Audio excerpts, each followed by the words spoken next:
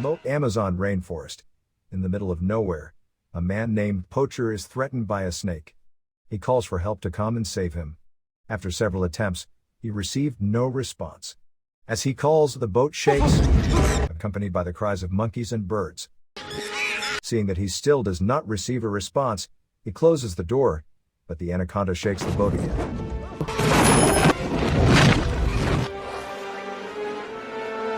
Poacher then flees, going up on deck and shooting into the air. Finally caught by the snake and seeing no way out, he decides to commit suicide. In the jungle of the Amazon rainforest, director Terry Flores is filming a documentary about a long-extinct Indian tribe on the Amazon River. In the middle of her investigation, she is interrupted by Professor Stephen Cale, who visits her. Cale tells him that he has gathered enough information to locate the Indian tribe using a map. Terry Flores is delighted with this news. The area being scouted, they brought in cameraman Danny Rich, Dr. Warren, Denise Kalberg, and Gary Dixon. Everyone sets off for the Amazonian tribe located 1,500 kilometers away. On the way, under a rainstorm, they see, under a tree, a snake hunter named Paul Saron whose boat has run aground. He shouts for help, "Help me! Help me!" Once saved, he exclaims, "Praise be to God, my friends. Thank the Lord for you!" Dr. Cale explains that they can't take him where they're going because they're heading west. However, Saron begs Cale, who eventually agrees to bring her to Manos. To coax them, Paul Saron catches a fish with a stick. Wow. Everyone asks Paul Saron about his job, and he tells them that he is a snake hunter. In turn, Saron questions them about their presence in the forest, and they explain that they are filming a documentary about the indigenous Indians. Saron lies that he knows this tribe. Cale and everyone else are surprised by Paul Saron's words when he says he is going to take them to a place where he knew these native Indians. However, Dr. Warren questions Saron's words. As night falls, everyone rests, while Denise dances. And that Professor Cale and Terry Flores, working on their documentation, observe the fireflies. While kissing, they are interrupted by the roar of a jaguar attacked by an anaconda.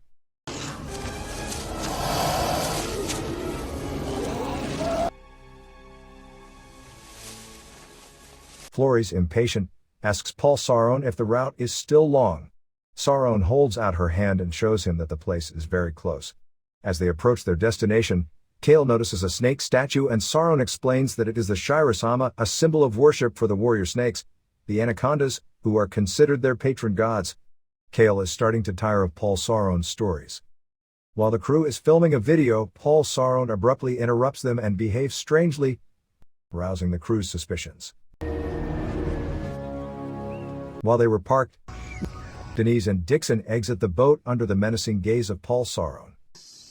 In the forest, while they are making love, Denise hears a strange noise and asks, "Do you hear?" Do you hear that?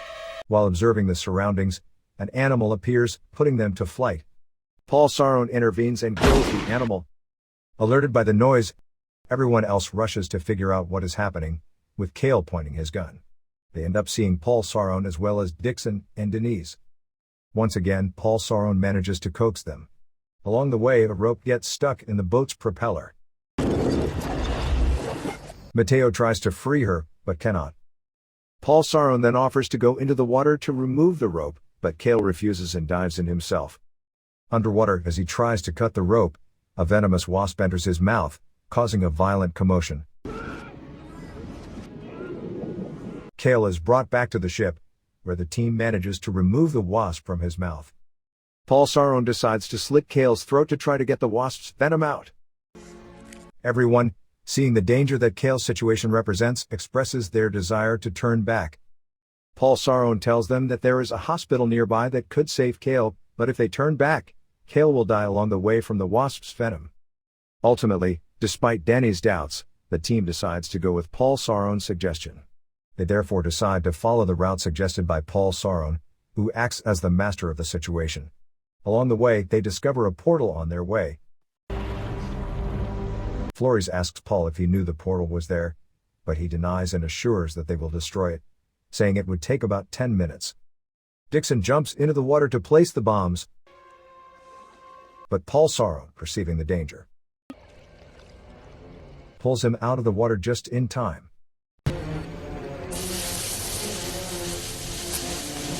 The portal then explodes, throwing snakes onto the ship. Sauron takes command of the boat, thus taking control of the crew, with Kale unconscious. Flores and Dany discuss Paul Sauron's alleged manipulation and agree that they should be wary of him. As they run out of fuel, Sauron continues in his quest and manipulates them by telling them that there is fuel nearby. Accompanied by Mateo and Dany, holding a camera to film, he feels that they are being observed.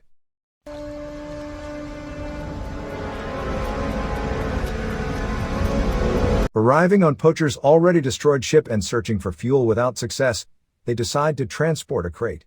Unfortunately, Mateo falls into the water and is attacked by an anaconda, who squeezes him, bites it and is about to swallow it. Everyone is worried about Mateo.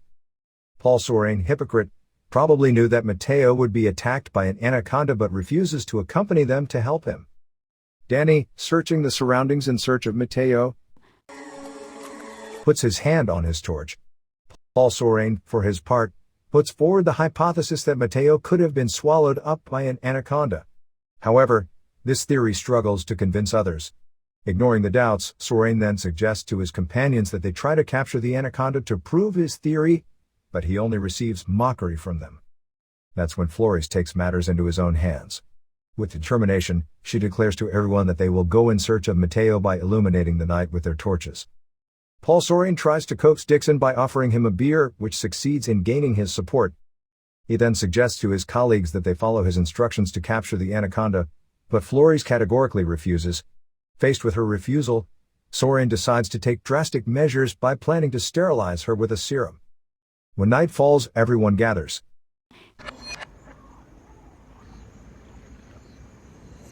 And Paul Sauron watches with excitement as his bait is caught in the water, causing the surface to move.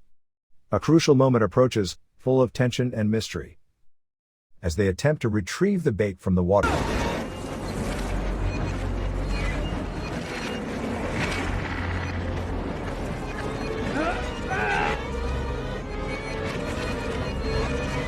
a giant anaconda suddenly appears,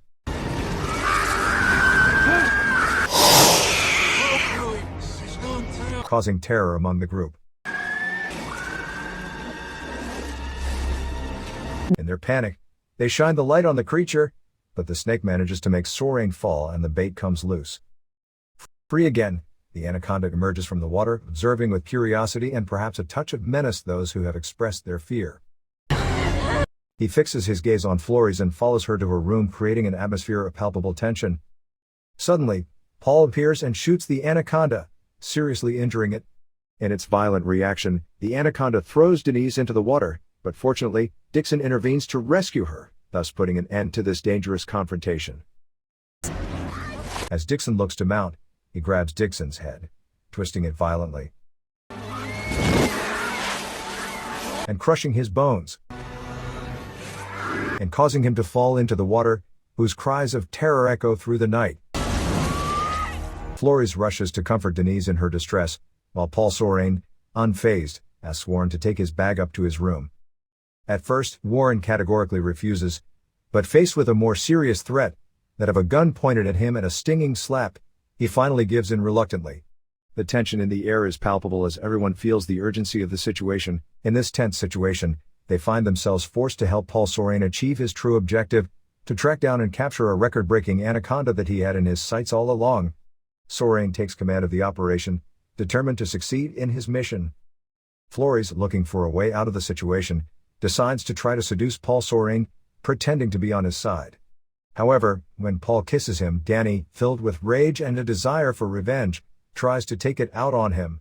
His murderous intent, however, is stopped dead when Warren intervenes, knocking him out from the window before he can do the irreparable. The tension rises a notch, revealing complex dynamics within the group. Paul Sauron, now attached, is confronted with the truth when Flores discovers his manipulative machinations in a newspaper.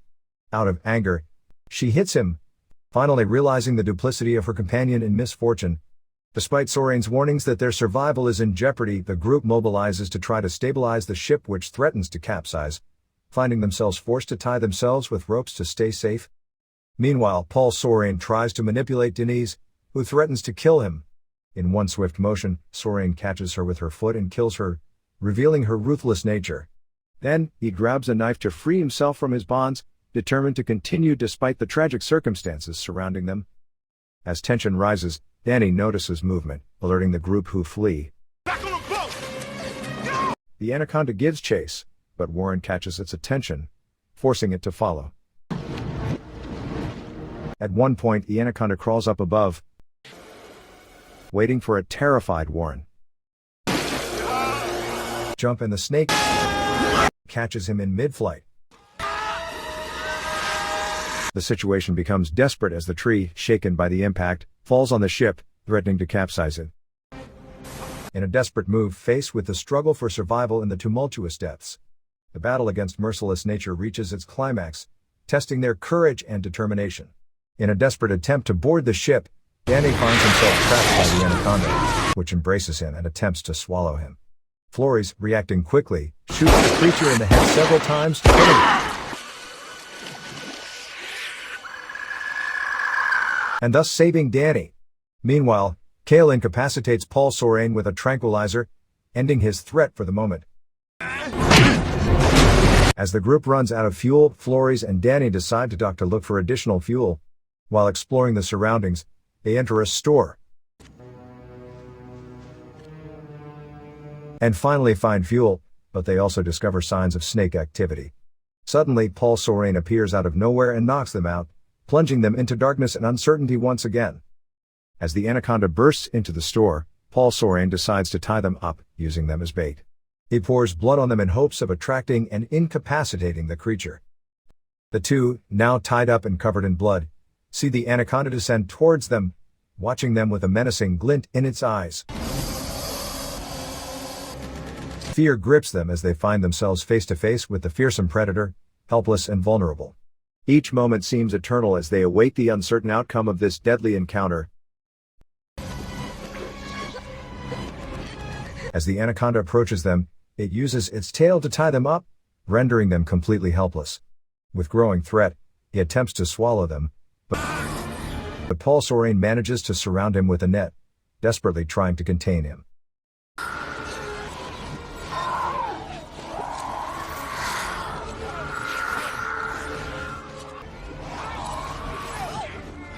However, after a moment of struggle, the Anaconda manages to free itself. Seeing Paul Sorain fleeing, he relentlessly pursued him. The Anaconda bites him violently, and a second time, surrounding it.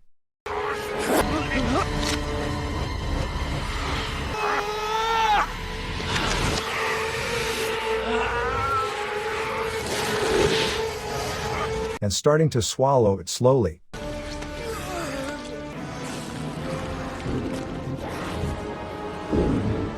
Meanwhile, Flores, looking for a way to escape, discovers a cache of baby snakes.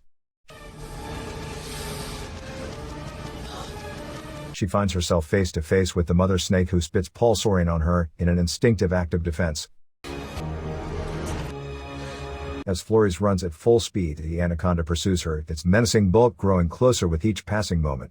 Meanwhile, Danny, taking a handy arch, strikes the snake's tail, unbalancing it, preventing it from moving freely, and ties it tightly, thus providing a brief respite to Flores. And the store will explode with the Anaconda engulfed in fire.